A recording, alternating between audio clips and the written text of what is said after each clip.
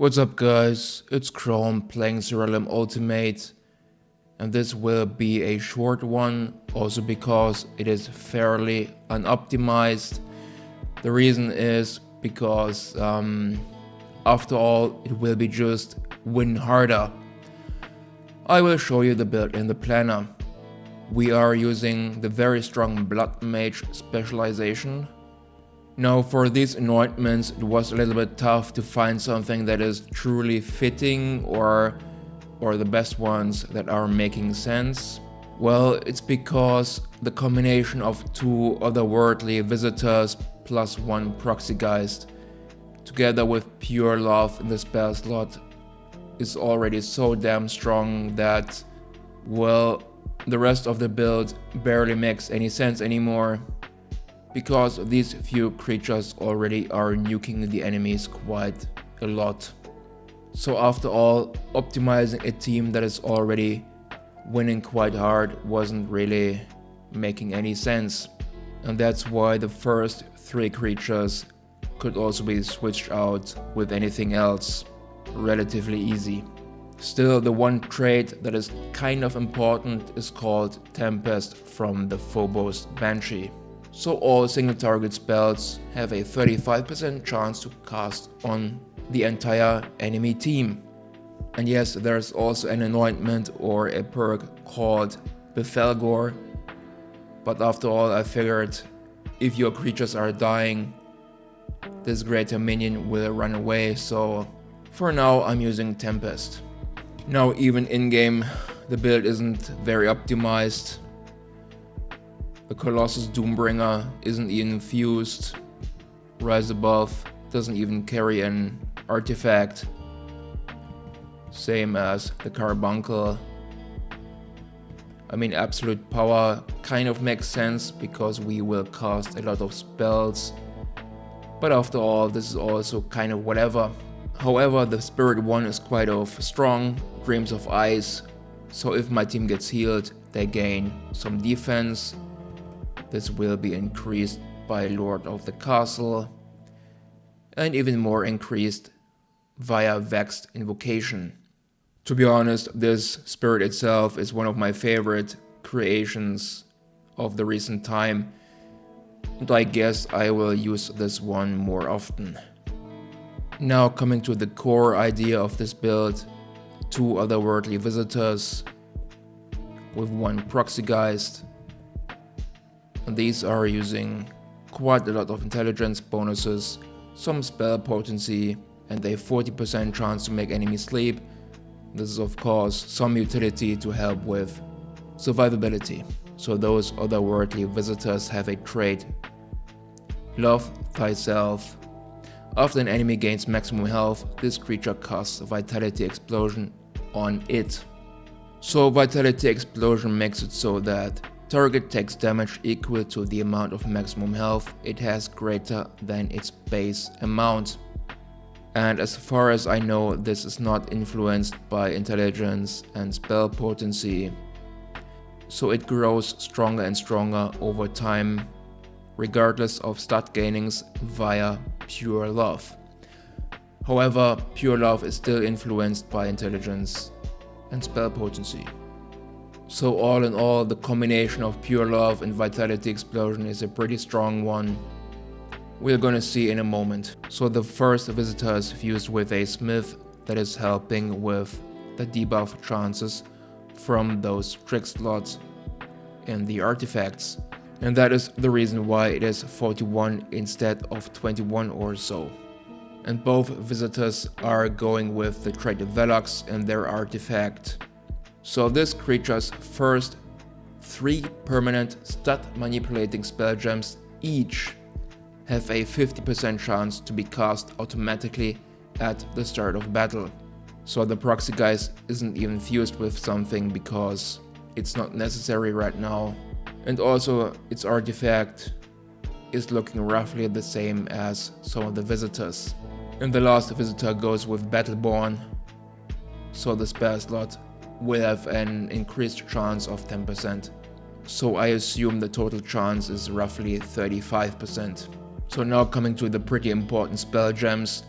Pure Love will increase all creatures' maximum health, your side and the enemies, but because we are using the Blood Mage specialization, it is much better for ourselves. Engorge is a single target spell that will increase a single enemy's maximum health quite a lot, but also decrease some other stats. Demon's Judgment is kind of whatever, it will decrease enemies' stats and your creatures gain those stats, but after all this isn't really important anymore. And of course these spells have the generous enchantment so all creatures can use it.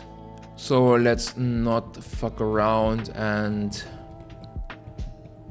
go to difficulty 9 already.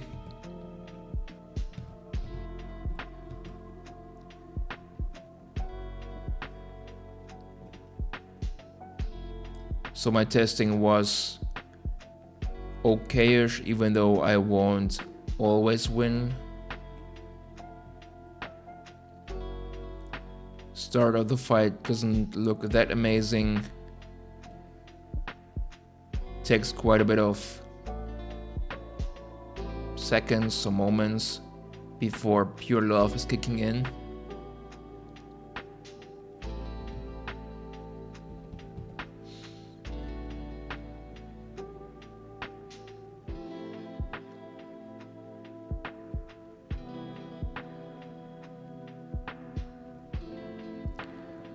Still, your team is healing via Bloody Massacre from the Blood Mage. Quite an important mechanic for this one.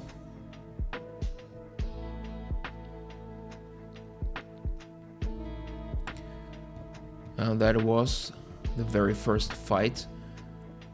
Also, it was quite surprising to me that how quickly this one is winning.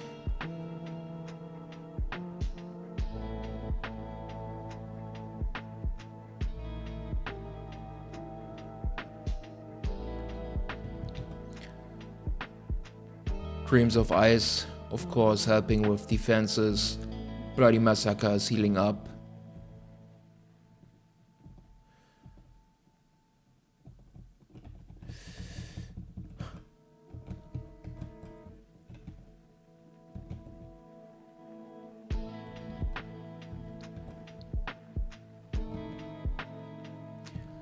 And yes, silence is a problem, but not as terrible for the most part.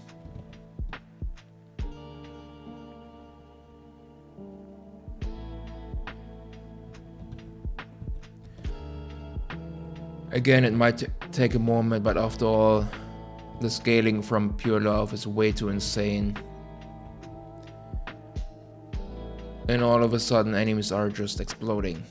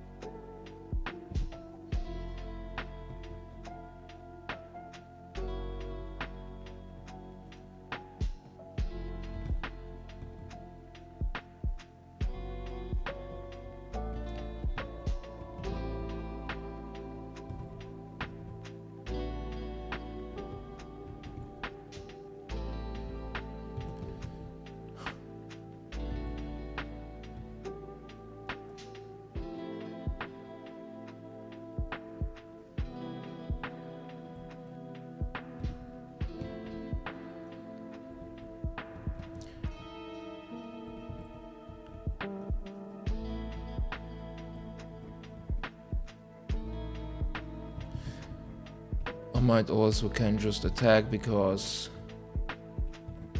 Blood Mage perks will also increase damage via maximum health. Okay, so far to this. Now we can check the Gate of the Gods.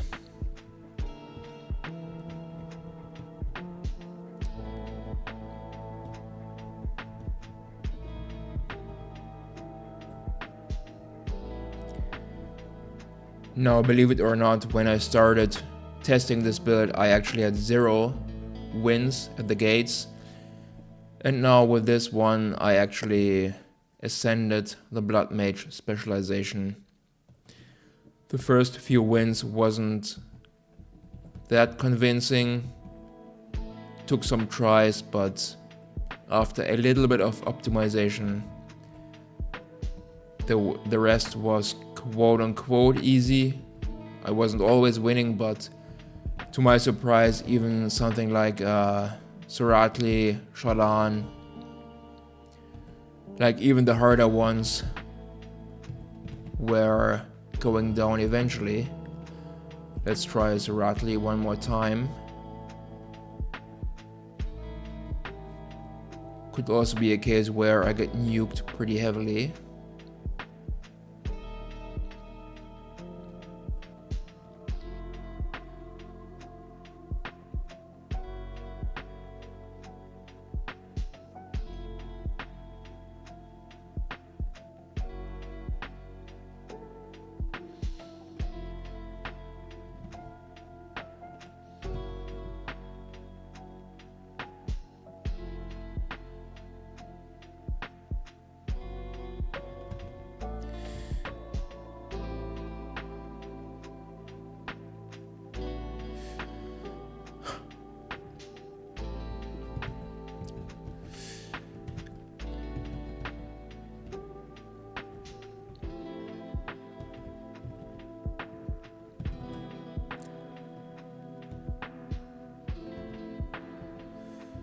Well, Tenebrous, I don't have Mass Dispel right now, so better not.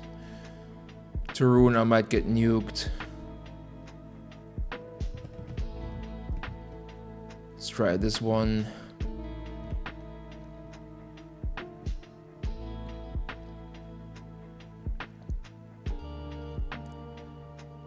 I guess already a lot of nuking power comes from Velox. So at the start of battle,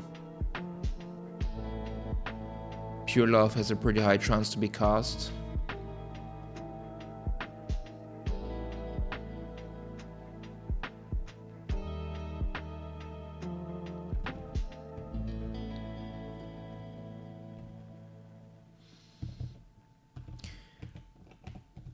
And I was even going pretty hard on Zonti, trying my luck with how far I can go, and this is now max difficulty of 21. Fights were won pretty convincingly, and this is pretty much how most of the fight were going. So after all, this was a pretty nice find with the otherworldly visitor, quite a good one. Also because my testing with the snap trap race was pretty darn disappointing, as my opinion right now is that snap traps might be the actual worst race in the game. But anyway, I've already lined up a few more videos, a few more builds, so I guess the upload schedule will be like once every 1 or 2 weeks, roundabout. On top of that, competitive content for Warcraft 3 is coming closer and closer, so we'll see how that will play out. That's it, thanks for watching, I'm out, see ya in the future.